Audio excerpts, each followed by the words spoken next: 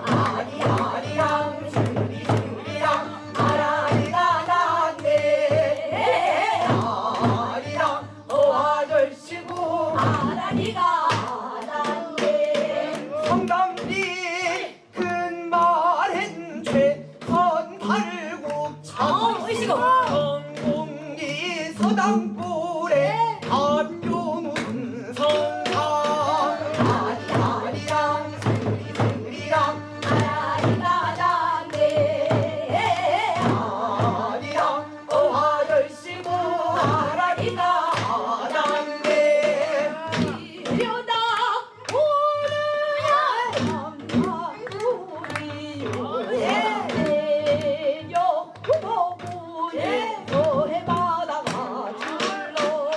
일이니까 지제교. 지는 맡을 지자예요. 교를 짓는 일을 맡았다 해서 지제교. 지제교를 하는 부모님 그렇게 중요한 자리인데 한테도 근데 이제 이분이 너무 똑똑하고 뭐 시시비를 너무 막 가지고 하다 보니까 자기 당의 중도에 해당되는 것을 비판을 해요.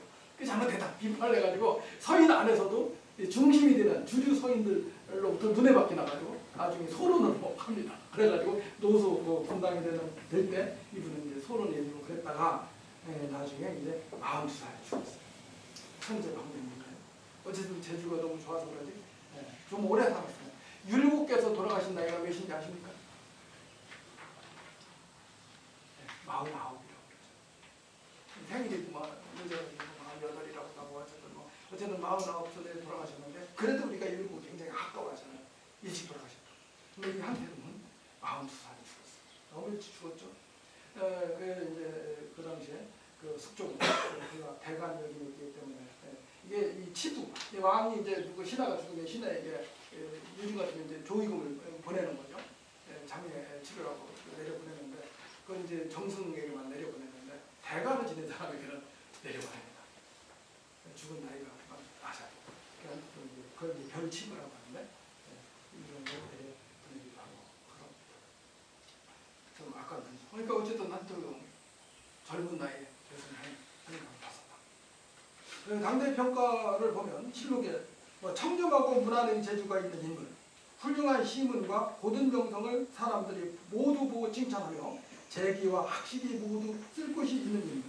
본래 고집하여 지론이 매우 준전하여서 견별 이름이 정도에 지나쳤습니다. 사람 등이 청렴하여 본궁한 데도 지주가 있고 이런 식으로 이런 평가는 실록이 평가하기 때문에 당대의 다른 상관이 평가하거나 아니면 한태동이 죽은 이후에 실록이 편찬할 때 들어간 한태동에 대한 평가 글입니다. 자 그리고 그런데 결성현감이 이렇게 젊은 25살에 온 현감이 있는가 하면 60세가 넘어서 환갑이라서 결성현감 오신 분도 11명에 달하는데 그 중에 65세의 이ህ유, 안현석, 이ህ유 같은 3명은 65세의 고령의 결성현감으로 오기도 했습니다. 이런 그 다음에 이제 결성현감으로 부여한 인물들의 그 성씨는 어떨까? 그것도 한번 분석을 해보니까요. 146명이 이제 본관이 확인이 되는데 밀양박씨, 안종거씨, 의령남씨, 전준희씨가 6명, 연안희씨, 청주아씨가 4명, 남양홍씨, 동래정씨, 문화유씨가 3명 뭐 이런 식으로 이제 볼 수가 찾아볼 수가 있습니다. 그리고 89개의 본관 성씨는 1명씩만 주의했습니다. 그러니까 뭐 특정 성씨가 주로 왔다는 건 아니죠. 골고루 결성현감으로 왔었다. 과거 합격자 명단인 방목에는 그 과거 합격자가 과거에 합격할 때 과거 시험에 합격할 때 살고 있는 곳이 어딘가 거주지가 기록되어 있는 경우가 많습니다. 그걸 보면 102고울이 확인되는데 이 가운데는 한성에 거주했던 결성현감이 18명, 청주 6명, 그 다음에 뭐 안동, 영천, 광주, 뭐 강릉 등등 있는데 충청도 고을도 여러 고을이 있어요. 그런데 결성이 거주지였던 결성현감은 누가 있을까요? 전혀 없습니다. 요즘 같으면요, 여기 홍성 군수, 홍성 출신이 아닌 사람이 연고가 없는 사람이 홍성에 와서 홍성 군수를 하는 경우가 있나요? 여기 살지도 않고 거주지도 아니고 군수 그건 뭐 이제 선거제도니까 그렇겠죠. 결선 면장 5급 사무관이 결선 면장으로 오나요? 결선 면장이 되게 누가 와요? 이건 다 듣던 저기 사람도 오겠지만 결선 면 출신은 결선 면장을 한번 오고 싶어요. 그래야 이제 뭐 이렇게 좀 빛이 나는 거 아닙니까? 그러니까 결선 면장으로 결선 출신이 많이 오고 또 군수가 너 결선 출신이니까 결선 면장 한 번에 해서 보내잖아요. 조선시대 그 일차 자기 출신 고을에는 고수령으로 안 보냈습니다. 그걸 상피제도라고 합니다. 서로 상자 PRP. 혹시 어르신들 중에 생피 붙었다 이런 얘기 혹시 들어보셨어요? 그 집에 생피 붙었어 이런 얘기 아세요 혹시? 들어보셨어요? 조선시대 때 생피 붙었다면 서로상 PRP 서로 피해야 될 것을 피하지 않으면 생피 붙었다 했어요. 그러니까 근친상간이 이루어지면 생피 붙었다. 남매간에 사촌간에 뭐 이제 조선시대 때 많아요. 요즘만 근친상간이 있는데 그러면 그것이 생피 붙었어. 그러면 아니 그건 무지 창피한 일이죠. 그게 이제 생피인데 그건 이제 상피죠. 이 상피가 그런 예도 있지만 국어사전은 생피 붙다. 조선시대에는 꼭 피해 관직제도 운영에 있어서 꼭 피할 것 중에 하나가 같은 부서에 아버지와 아들이 근무한다다가 아니면 뭐 이런 건 배제했어요. 아버지가 있는 고을에 아들이 관찰소 간다. 이건 철저히 있을 수가 없어요. 그렇듯이 자기 거주지, 자기 출신지에 수령으로 보내지 않았습니다. 왜? 출신지에 수령으로 가면 그 지역 유력 세력들하고 협작을 합니다. 그게 철저히 지켜져 있으면 결승 현상 무슨 실태만 모아서도 우리는 확인해 볼 수 있다. 그 다음에 조선시대 때 이제 그 관직을 벼슬 생활할 때 문과 출신, 무과 출신, 그리고 이제 임직 출신 들이 있는데 이제 뭐 가문이 좋아가지고 그렇게 나가는 거지만 뭐 요즘에도 그런 게 있는 것 같아요. 뭐 예를 들어서 뭐 한전 이런 데 공기관에 그런 게 많이 있다고 그러다가 아버지가 퇴직하기 전에 아들을 심어놓고 나가고 이게 바로 음직이에요. 조선시대. 아버지가 높은 벼슬을 하면 아들을 그런데 그건 조선시대 그런 음관은 제도적으로 보장돼 있었어요. 높은 벼슬한 책. 근데 우리 오늘날 요즘엔 그러면 안 되잖아요. 근데 저도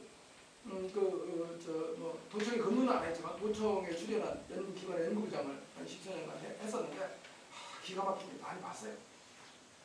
고위직 공무원이면 자기 아들, 딸 임시직으로 이렇게 심어놓으면 한 1, 2년 지나면 다 정규직 되더라고요. 그게 많이 봤어요. 근데 조선시대에는 지금은 이제 그거는 이제 요즘에 그게 이제 최근에 와서 문제가 많이 되죠. 최근에 와서. 사실은 한 20여 년 전에 그건 비일비재 아니에요. 다 맞아야죠. 우리나라 하는 것은. 조선시대에는 그게 제도적으로 보장이 있었어요. 고위직. 그러니까 죽어가면서 또 빽 하면서 죽는다잖아요. 근데 지금 그런 걸 보면 요즘 참 좋은 세상이죠. 그런 일이 지금도 있어요. 있지만 그게 어떻게 SNS나 여러 할 통해서 드러나가지고 알려주고 해갖고 그 우리가 손가락질하고 그러죠. 이렇게 된 것만으로도 저는 아주 좋은 세상이 됐다고 보는 겁니다. 현대사회는. 근데 어쨌든 제가 엄두한 얘기를 했는데요. 조선시대 문과, 무과, 음직 출신들이 있는데 근데 이게 조선 후기 그 여지도서라고 하는 영조 때 1750년대 편찬된 책인데요. 그 책에 1759년에 편찬됐을 때요. 그 책을 보면 각 고을의 수령은 그 자리가 문관이 가는 자리인지 무관이 가는 자리인지 음직이 가는 자리인지 문무교차관지 문음무교차관지 이런 게 적혀 있어요. 그런데 그 여지도의 결석 현감은 어떻게 적혀 있느냐?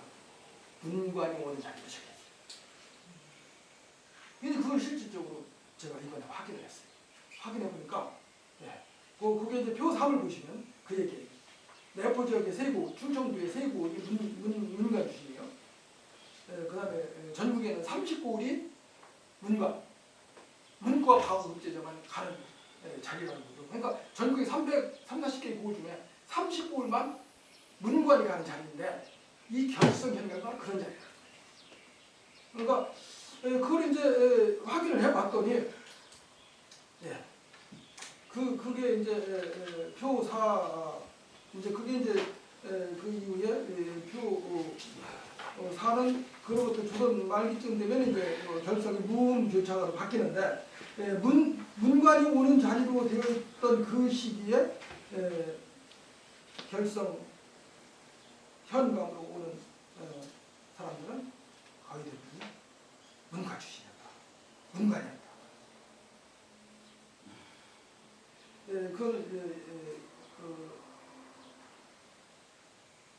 그러다가 이제 조선 후기 말기에 와서 이제 결성 현감으로 무관이나 은관들이 부임하기 시작해요.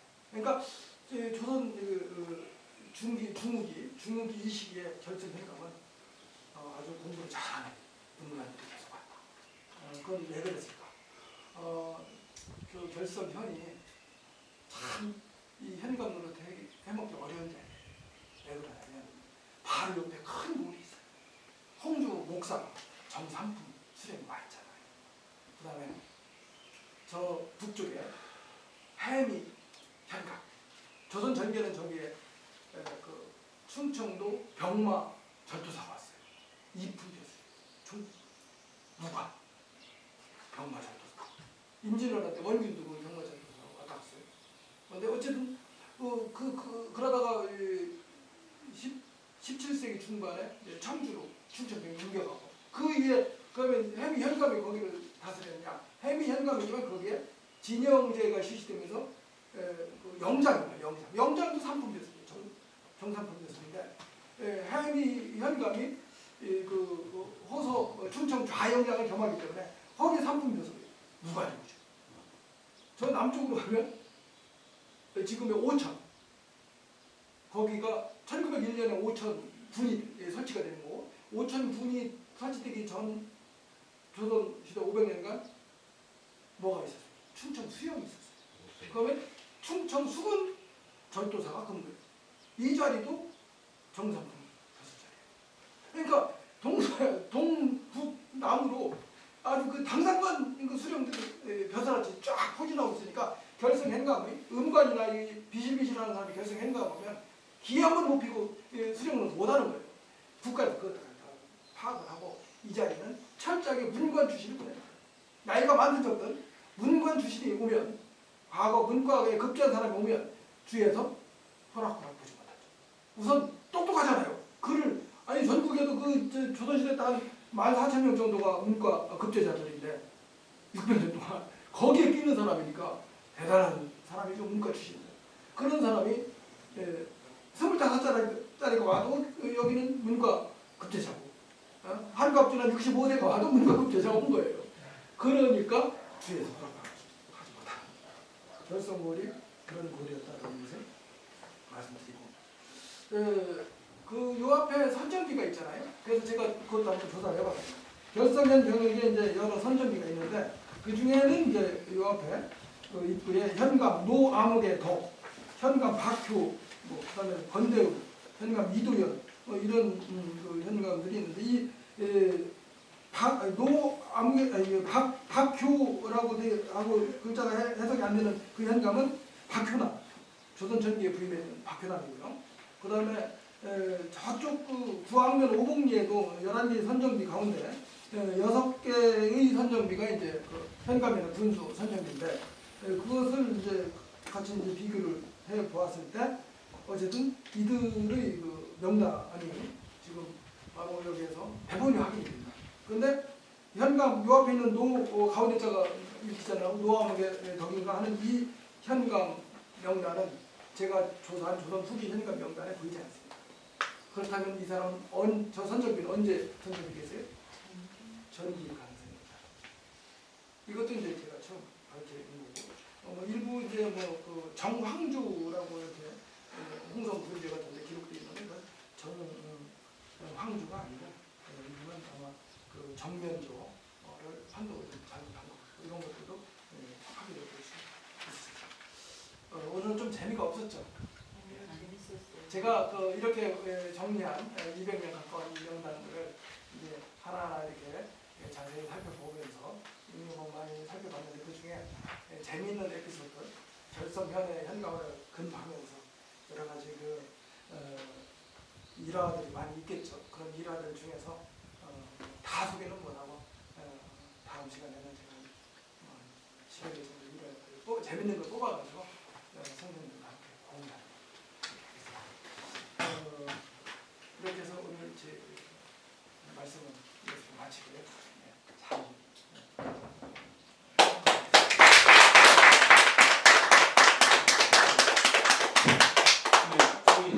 되게 재밌게 잘 들으셨습니까? 네. 아까 말씀드린 대로 내용이 이제 오늘은 그 이제 결성 현감으로 이제 그 오신 분들에 대한 이야기들을 이렇게 쫙 나열을 했어요. 그래서 이제 어떤 뭐 쟁점이라든가 이런 게 있으면 논쟁도 해보고 그럴 텐데 그럴 만한 게 전혀 없어요. 그러니까 워낙 정리를 잘하셨어요. 그래서 이제 질문을 해보면 결성 쪽에는 왜 문과 출신들이 많이 왔냐, 다른 쪽에는 문과나 또는 무과를 이렇게 같이 겸해서 오신 분들이 오셨는데 왜 여긴 이런 사람들만 왔느냐, 이걸 또 질문하고 싶었는데 여기 또 다 써놓으신 거예요. 그러니까 이건 뭐 질문을 아주 원천적으로 이제 해놨고, 그 다음에 한태동이라는 분이, 그러면 이제 한태동이라는 분은 왜 그러면 25살에 여기 왔고, 이제 노론, 남인, 북인, 그 숙종 때는 한국 정치가 굉장히 심했어요. 조선왕조 임금 중에서 숙종이 가장 아주 그 좀 좋지 않은 임금이에요. 그때 많은 그 한국 정치가 있어서 많은 살인들이 이제 문제가 됐거든요. 그럼 거기에 이제 그 한태동이라는 분이 거기 희생당하실 수도 있겠죠, 사실은. 그게요. 네. 근데 그거를 들추자는 이건 너무 커다란 작업이라서 이번 시간에는 할 수가 없습니다. 그래서 그렇게 이제 큰 문제들만 남아 있고, 그리고 이제 또 여기 또 제가 여기 그 결성 동원이라든가 이런 데에 올라와 있는 선정기의 이름들 올라와 있는 거를 또 이렇게 좀 해보려고 했는데 그것도 저도 다 말씀을 해주셔가지고 실제로 저희가 이제 드릴 말씀은 별로 없습니다. 그래서 이게 역사상 또 이렇게 질문하거나 또는 잘 알지 못하는 거 사극을 보셨을 때 잘 이렇게 좀 이건 좀 이상하다, 직책이라든가 이런 거 좀 질문하시거나 잘 모르시는 거 있으면 그걸 한번 여쭤보세요. 그러면 선생님이 아마 자세히 설명을 해주실 겁니다. 네. 그래서 여기 표에 보면 네. 이임 부분이 있거든요. 예. 이 세림 그 분류에 예. 부인 옆에 이임인데 이임은 그 이유가 쭉 써 있어요. 예. 파직 뭐 채차 뭐좀 이렇게 채직 뭐 우리 이런 이게 거. 다 뭔지 하나씩 설명해 주십시오. 채직, 예. 파직 이 이런 거. 이제 여기 그 부임을 하면 아마 여기가 결선 현감의 임기가 조선 후기에 30개월일 거예요. 30개월인데 이제 2년 반이죠. 2년 반. 그러면 저기를 3번 받아요. 아니 이제 다섯 번. 그러니까 조선시대 때 이제 평가가 관찰사가 이렇게 평가를 할 때 1년에 2번 포평을 하거든요. 그럼 이제 5번 포평을 받게 되는데 포평 중간에라도 포평을 받다가 하를 받으면 상중하 포평을 해요. 그리고 이제 왜 이 사람을 상으로 포평하는지 하로 포평하는지 그걸 적게 돼 있어요. 4자에서 8자에 적게 되는데 거기에서 되게 하를 받으면 고과에서 하를 받으면 파직을 하요. 그리고 이제 관찰사가 관찰사가 아니라 암행어사 어사가 와가지고 이 어사가 올 때는 뭐 그냥 한번 돌아보고 와라 해서 돌아보고 가는 경우도 있고, 아니면 중앙에 뭐가 좀 안 좋은 게 알려져가지고 보내는 경우도 있는데, 어쨌든 어사가 와서 오면 제일 먼저 하는 일이 뭐냐? 고을에 오면 뭘까요? 공부를 해요. 제일 중요한 건 물자예요, 물자. 그 지역 주민들로부터 거두어들인 세금이니 뭐 이런 거 창고에 다 있잖아요. 그 재물이 충당이 안 되죠. 그 다음에 조선 후기에는 국가 이제 군자고기 뭐 여러 가지를 백성들에게 진유미를 이렇게 대여해줬다가 나중에 이자를 쳐서 이렇게 받아들이고 이러는 의창제도라든가 이런 게 운영이 되는데, 이제 환국이라고 하죠. 환국이 장부하고 창고에 있는 거 맞지 않으면 이건 책임을 져요. 그래서 그걸로 파직당하는 경우가 매우 많습니다. 그런데 그게 맞추기가 쉽지 않죠. 실질적으로. 그리고 또 창고에 이렇게 곡식을 하는데 그게 가만히 있습니까? 자꾸 줄어들잖아요. 쥐가 파먹고. 예. 지금 파먹어요. 그러니까 그러니까 그런 거 때문에 이제 어쨌든 그러니까 이게 잘 맞을 수가 없어요. 그러니까 그건 어쨌든 암행 와서 보면 제일 먼저 와가지고 창고를 딱 동고를 하고 그다음 장고 갖고 와가지고 대조를 해가지고 그렇게 그 차이가 크면 그런 경우도 파죠. 그다음에 이제 본인이 이제 아파가지고 근무를 하다가 아프면 이제 병체 이제 본인이 이제 사직을 하는 병으로 이제 그렇게 그리고 이제 그 임기를 다 마치고 가는 경우는 이제 과체라고 말해요. 과체. 이제 그리고 이제 뭐 파출 뭐 이런 것도 있고 그런 걸 이제 그냥 채차. 근데 이걸 이제 제가 조사를 이제 하는데 이게 기록에 나와 있지 않죠. 다른 자료들을 막 이렇게 보다가 제가 이제 확인되는 게 있으면 여기다 써놓은 거예요. 그게 이 사람 이렇게 빠졌고. 그러니까 그 써놓지 않은 사람들 중에 상당수 임기를 채우고 간 거죠. 30개월 임기를 채우고. 이제 어떤 경우는 임기가 다 됐는데 워낙 그 지역에서 수령으로서 참 훌륭한 일을 했는지 고을 주민들이 제발 좀 더 좀 있게 해달라고 상소가 올라가게 돼요. 그런 경우도 이제 경험한 사례가 있었거든요. 그런 경우는 유임시키기도 합니다. 그러면 3개월이 아니라 더 있으라고 하는 거죠. 본인 얼른 서울로 올라가고 싶은데.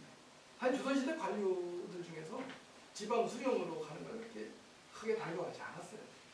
물론 이제 그게 여러 가지가 있습니다. 그러니까 특히 그 중에서도 엘리트 관료들, 문과급제자들의 경우는 지방에 오래 있는 걸 좋아하지 않아요. 한번 눈에서 멀리 안 보이면 승진상에 있어서 불이익을 받기가 쉬워요.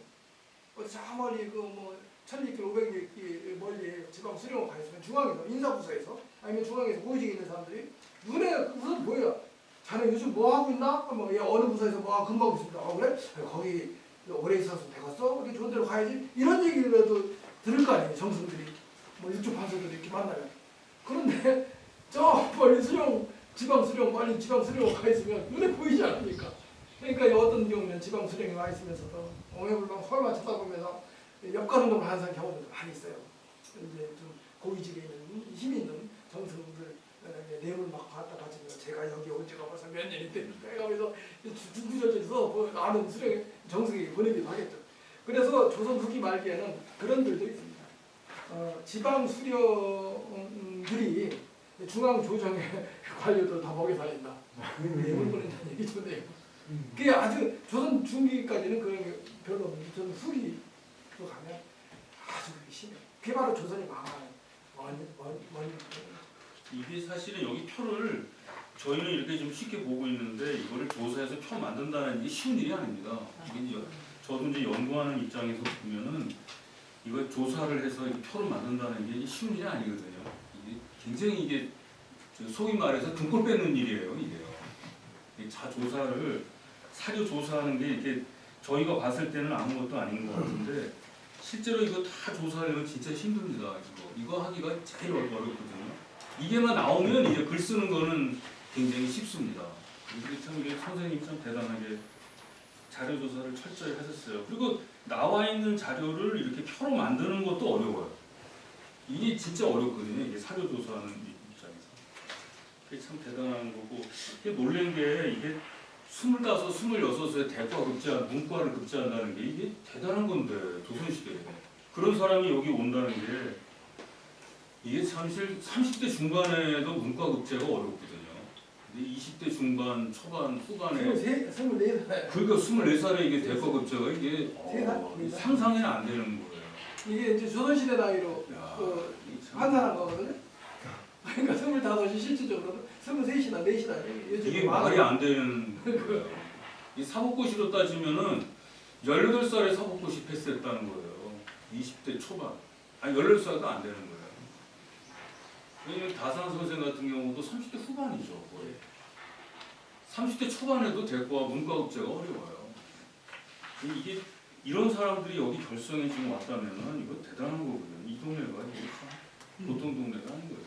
그때 당시에 고구에서 너무 똑똑한 사람을 데리고 있기가 좀 껄끄러우니까 내부이지 않나. 그럴 수 있겠네. 똑똑한 사람은 옆에 두려고 그러죠. 근데 이제 그렇게 보실 수도 있는데 결승 현경을 하고 올라가셔가지고 요직만 두고 거치잖아요. 그러니까 아마 그런 것도 있을 거예요. 지방 가서 한번 직접 한번 경험해봐라. 그런 것도 있을 거예요. 그러니까 이 인재는 그렇게 큰 인재가 될 수 있어요. 식설 코스로. 그런 것도 있어요. 그런 사람들이 보통 사헌부라든가 사관원이나 홍문관 이런 데로만 가잖아요. 그리고 이제 조선시대에는 저기 그 제도 관료제 운영 중에 미경수령자하고 승진을 제한하는 게 있어요. 그래서 이렇게 일정 단계에서 이제 올라가기 전에 지방을 한번 갔다 오도록 하는 그런 제도상의 운영 구조도 있습니다. 그러니까 저는 조선시대 이제 제가 원래 전공이 조선시대 관료제업력이 원래 전공인데요. 뭐 논문이야 그래야 이거저거 막 작다 그런 것도 많이 쓰지만 원래 제 전공은 관료제업력입니다. 이게 사실은 제 전공이에요. 그런데 그러한 경국대전부터 시작해서 이 조선시대 제도 운영을 보면 참 기가 막힙니다. 이 현대 제도도 이렇게 철저하고 구조적으로 완벽하게 운영이 과연 가능할까? 전 세계 전근대 시대 어디도 없어요. 중국은 워낙 그 나라가 크고 땅덩어리 크고 그래가지고 제대로 운영이 잘 안 되는데 우리나라는 어떻게 보면 이 한반도라고 하는 이 땅덩어리가 전근대 시기 한 국왕이 통치하기에 아주 적절한 규모가 아니었을까 이런 생각이 듭니다. 여기 향기 선생님도 했지만 이 조선시대 때 향교가 전국의 3, 40개의 모든 고을에 조선 초기에 이미 향교를 설치하거든요. 전 세계 어디 그런 나라가 어디 있습니까? 그 향교는 어린이가 공부하는 것이 아닙니다. 성인들이 드나드는 거예요. 그러니까 향교에 출입하는 게 16세부터 59세까지거든요. 향교 출입하는 게. 그러면 이게 대학이거든요. 관리대학이에요. 이게 전국의 340개의 관리대학을 600년 전에 우리나라는 세웠다는 거예요. 나라에. 그게 운영이 잘 있으면 우리나라는 지금 이제 우리가 뭐 10위권이나 되니 어쩌라는데 이미 오래전에 1등국가 됐을 거예요. 그게 잘만 운영됐어요. 조선 초기 그 틀이. 그런데 이제 조선 중흥기에 뭐 제도나 틀은 그렇게 만들었지만 운영이 꼭 그렇게 되는 게 아니니까 한때 우리가 뭐 식민지를 받고 외정치를 많이 했지만 저는 우리나라 역사 속에서 오늘날에 우리가 배울 게 무지 많다고 생각하고 사실 이런 과거 시험 제도를 통해서 유능한 인재들을 뽑아서 나라에서 인재로 잘 활용하고 등용해서 썼다는 것. 이 DNA가 21세기 우리에게 이어지고 있다. 그러니까 그 시기에 공부를 열심히 해야 뭔가 조선시대는 출세단만 쓰지 않았어요. 인생에서 성공을 하고 큰 인물이 되잖아요. 입신양명이라는 말을 쓰죠. 양명을 하는 건데 입신양명을 하는 건데 입신양명을 하기 위해서 열심히 공부하는 그 문화가 이어져 가지고 그게 너무 지나쳐가지고 우리가 입시위주의다 해. 좋은 대학을 막 가려고만 하는 거, 공부만 열심히 하는 그런 부작용도 있었지만 아니 도대체 전 세계에서 내 돈 들여서 내가 열심히 공부하겠다는데 공부를 못하게 막는 나라는 우리나라밖에 없다는 거예요. 우리나라 학원 다니는 거 입시도 막 나라에 철저하게 막 간섭하잖아요. 전 세계 어디 이런 나라가 있어요? 있습니까? 내 돈 들여서 내가 공부하고 내 돈 들여서 내 자식 공부시키겠다는데 우리나라는 그걸 막는 나라예요.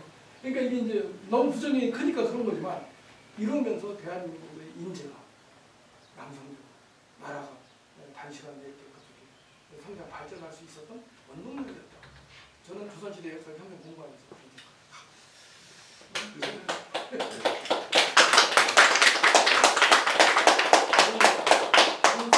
나 의견 같은 거 있으십니까? 지금 판검사 인사가 그대로 이어받았네요. 요거는 이제 생각을 해보셔야 돼요. 조선시대에 똑같았어요. 조금 전에 선생님이 말씀하신 조선시대의 교육 패턴하고 근대 사회에서의 교육 패턴은 좀 약간 좀 다릅니다. 뭐냐면 우리나라가 근대화된 게 박정희 대통령 때 이제 교육열 때문에 근대화가 됐다라고 하는 거에 대해서는 의견이 많이 다릅니다. 왜 그러냐면 우리나라의 교육열은 이제 과거에처럼 출세를 위한 교육이에요. 근데 이제 근대 사회에서의 교육이라는 거는 출세가 아니라 기술 교육이거든요. 그러니까 이제 그 막스 베버가 프로테스탄티즘의 윤리에서 얘기하는 것처럼 기술 교육 있지 않습니까? 장인 교육이라든가 이런 교육을 많이 시켰을 때 이제 사회가 화해 발전인데 우리나라의 교육은 이제 못 배웠잖아요, 워낙. 그러니까 이제 기술 교육이 아니라 이제 출세를 위한 교육. 그러니까 사법고시 패스해서 남의 위로 올라가는 교육 그런 교육을 많이 시켰지. 기술 교육이라든가 엔지니어 교육이라든가 그런 교육이 시작된 건 얼마 안 돼요. 그런 부작용이 이제 있는데 그런 거는 이제 우리가 생각을 좀 해봐야지. 근데 어쨌든 그런 것에 의해서 교육열 때문에 이제 사회가 발전했다는 거는 좀 생각을 해봐야 돼요. 왜 그러냐면 우리 사회가 이제 그 당시에 그 남녀의 노동 차이가 있어요. 이거가 좀 다른데 임금 차별이 이제 정규직과 비정규직 사이에 임금 차별이 있는 게 남성 노동과 여성 노동, 사무직과 생산직 뭐 이런 거 있잖아요. 정규직과 비정규직 그 차이 그런 것들이 이제 그 옛날부터 내려오던 유교적 패스 그거에 의한 것도 있어요. 약간. 그건 이제 앞으로도 극복해 나가야겠죠. 근데 저는 그 매우 다른 생각도 다른 것도 있으니까. 네. 그런 얘기는 뭐 밤새워서 얘기를 해도 쉽게 답이 나오지 않겠지만 선생님께서 질문하신 거에 대해서 우리가 그걸 한번 생각해 봐야 됩니다.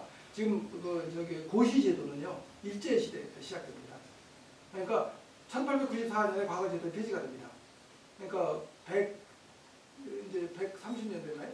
과거 조선시대 과거제도가 폐지된 게 130년이고 그 이후 새로 등장한 게 일제강점기의 고시제도예요. 그래서 일제시대 공무원 임용은 다 고시제도에 의해서 이루어졌고 그 고시제도의 방법과 전통이 대한민국 이후에 근대 공무원 임용제도 방식이었어요. 그래서 조선시대는 그 과거시험 제도는 이건 그 과거시험 과목하고 고시제도 시험 과목은 완전히 다르죠. 그래서 그런 부분도 우리가 한번 깊이 생각을 해봐야 되겠습니다. 그 자리에서 그걸 너무 깊게 얘기하면 또 이제 또 선생님께서 또 발언 제일 같기도 하고 그래가지고 그 부분 다음에 기회 있으면 충분한 시간을 갖고 재밌게 뭐 전혀 맞지는 않지만 정황이나 역사나 뭐 맞는 말은 아니지만 가끔 농담처럼 떠오르는 생각은 제가 프랑스에 있는 지인들 얘기 들어보면 그 자녀들이 최근에 바칼로레아를 봤다고 그래요.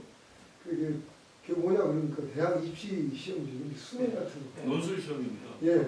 그래서 그거를 봤다고 그러는데 그 문항 문제를 딱 보니까 철학 문제 4가지가 딱 나와요. 네. 시사가 있는 철학 문제, 또 네. 아주 골똘한 고전적인 철학 문제. 네. 그 인문학적인 4가지 문제 또 3가지 문제를 내놓고 전국의 입시 대상자들 고3들한테 그렇지 시험을 일제히 보게 하는 거죠. 네. 그것을 통과해야 그 다음부터 자기가 전공이나 대학을 선택을 해서 들어가는 거예요. 그걸 보고 그런 얘기를 듣고서 지금 이제 우리 과거에 이제 과거제도에서도 수학 시험 보고 과학 시험 보고 그러지 않았잖아요. 그거 제가 설명할 수 있어요. 그래서 이런 것들을 보면 저 그게 연관성이 있다. 왜 그거를 이런 그 지금으로 생각하는 기술 수업 기술을 배우는 거 우리 어떤 분야를 쪼개서 고시를 보고 이렇게 하는 걸 현대화됐는데 전현대 시대, 전근대 시대에 이미 프랑스나 이런 유럽에서 하는 그 인문학적인 배경 그것이 걔들 지금도 하고 있고 걔들 선진국이고 사고가 참 이게 참 재밌다. 시대를 바뀌어서도 뭐가 이렇게 서로 통하는 부분과 또 배척된 지점도 있는데 그런 생각을 최근에 해봤습니다. 재밌게. 조선시대 과거 시험 문제가 바로 그거였어요. 특히 과거 시험 문제 중에서도 마지막 전시 임금 앞에서 보는 마지막 전시는 대체문입니다. 그러니까 당시의 대체문, 당시에 무슨 그 시사적인 거를 포함해가지고 그것을 어떻게 너는 해결할 것인가를 묻는 논술 시험이었어요. 그 이제 바칼로레아라는 게 이제 논술 시험인데 논술 시험이라는 거는 이제 구체적인 문제를 물어보는 게 아니고요. 예를 들어서 우리나라 사회에 지금 향락이 굉장히 심각해요. 그러면 문제를 물어볼 때 향락 문제를 해결하려면 어떻게 하나 그 해결 방안을 물어보는 게 아니라 쾌락은 항상 좋은 것인가 이렇게 물어봐요. 즉 문제를 철학적으로 주제화시키는 겁니다. 그러면 이게 쾌락은 좋은 것일 수도 있고 나쁜 것일 수도 있잖아요. 근데 좋은 것이다 나쁜 것인가를 자신의 의견을 표명하는 거예요. 그래서 바칼로레아 같은 거는 문제를 철학적으로 주제화시켜가지고 이제 그걸 학생들로 하여금 토론을 시키는 거예요. 근데 거기 이제 데카르트의 나라답게 그런 식으로 하는 거죠. 근데 우리나라에서는 그게 안 됩니다. 그게 왜 그러냐면은 철학적인 사고를 굉장히 깊게 해야 되는데 그런 사고가 안 돼요. 우리는 왜 그러냐면 이제 우리는 좀 나쁘게 말하면 패거리 문화 비슷하게 돼서 한쪽으로 쏠리는 경향이 있대요. 그래서 이제 한꺼번에 우리가 철학 쪽에서 대학 입학 논술 시험에서 그걸 많이 하는데 사실 그렇게 가야 됩니다. 근데 독일의 아비투어나 프랑스의 바칼로레아처럼 그 문제를 철학적으로 주제화시키면 굉장히 많아요. 근데 논문이 그런 거예요. 논문이라는 게. 그래서 지금 이제 이 문제에서 제가 말씀드렸는데 이거를 이제 지금 이 페이퍼에서 지금 논점이 없다고 제가 계속 말씀을 드렸어요. 왜냐하면 논점이 있으면 이거 토론 못 하거든요. 선생님이 굉장히 쉽게 쓰시느냐고 그걸 안 집어넣었어요. 만약에 논점이 들어가게 되면은 이거 막 엉망이 돼버려요 이게.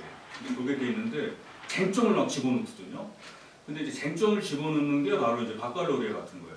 그러니까 우리가 보통 그러잖아요. 보편 가치를 추구하라. 그러니까 누구에게 이익이 되느냐 해로운게 되느냐 그걸 따지기 전에 어떤 것이 사회적 선이냐 그걸 추구하라는 거예요. 사회적 선을 추구하라. 그러니까 보편적 가치를 추구하라 이런 거거든요. 그러니까 선생님이 말씀하신 게 과거제도 같은 것도 그렇죠. 어떤 것이 사회적 선이냐.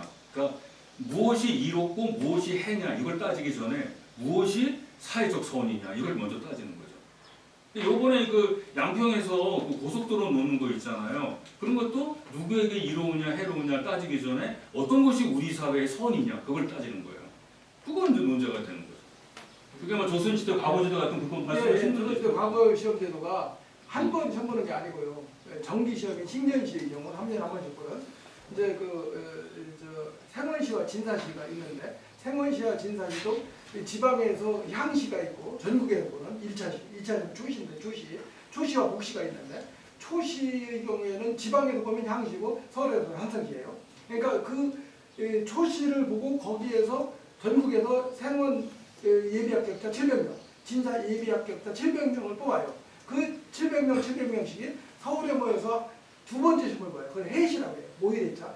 거기에서 최종 합격자 100명을 뽑는 거거든요. 그런데 그 시험을 볼 때도 지방에서도 초장, 중장, 종장이 있어요. 세 단계의 시험을 봐요. 그러니까 700명을 전국에서 뽑을 때 각 도별로 TO가 배정돼 있어요. 아마 충청도 한 5, 60명 정도 배정돼 있었을 거예요. 그러면 그 TO 배정된 그 인원을 뽑아서 서울에 올려보는데 그 전국에서 합치면 한성시가 240명, 한성시가 그래서 합치면 700명이에요. 700명 예비 합격자 중에서 100명 뽑는데 그들이 700명 모여서 보는 그 시험도 초장, 중장, 종장이 있어요.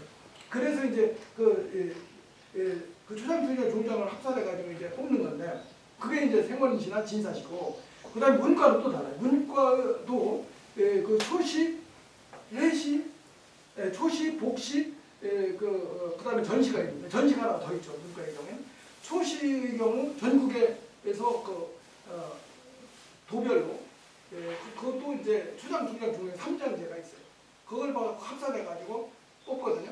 뽑아서 이제 서울에 모여가지고 240명 중에 33명을 뽑는 건데 서울에서 모여서 두 번째 보니까 처음에 본 게 초시고 두 번째는 모여서 보니까 복시라고 해요. 거듭복자.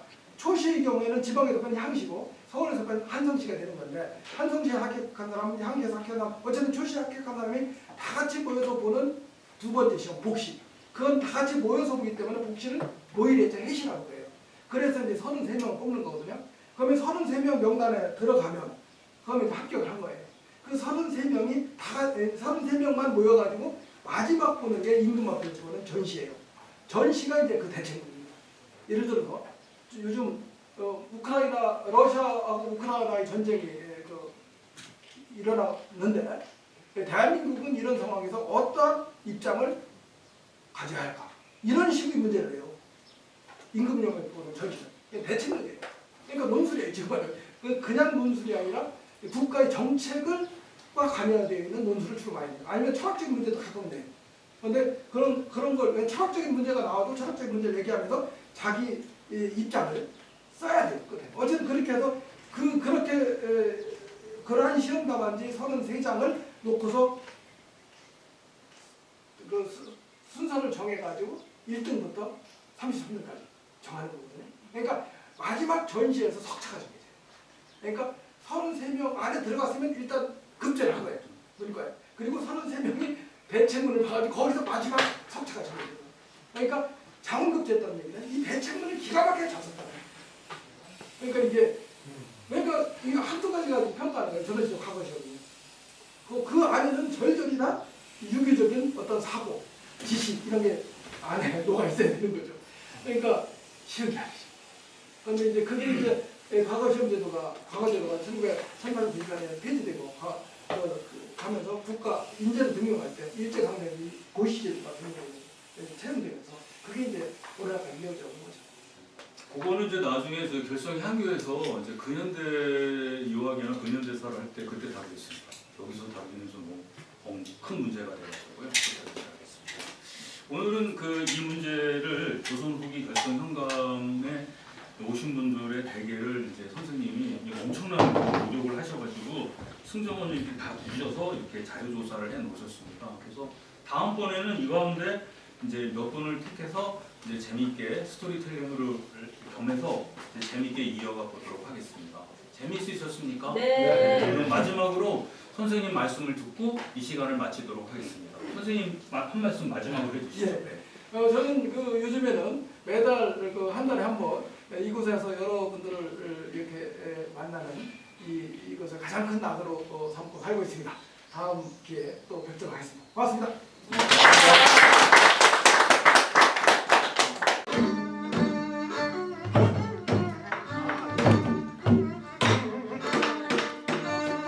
아리아리랑 스리스리랑 아라리가 났네. 아리랑 오화 절시고 아라리가 났네. 아예 왔다라요 월성동원에 왔네. 이종산도 성나무 우파를 벌리네. 아리아리랑 스리스리랑 아라리가 났네. 아리랑 어화 절시고 아라리가 났네. 좋은 물 좋은데 고장결소 인심이 좋아서 인물도 만나네. 아리아리랑 스리스리랑 아라리가 났네. 아리랑 어화 절시고 아라리가 났네. 성담리 근말엔 최선 달국창 성공리 서당골에 안교문 성상. 아리아리랑 스리스리랑 아라리가 났네. 아리랑 어화 절시고 아라리가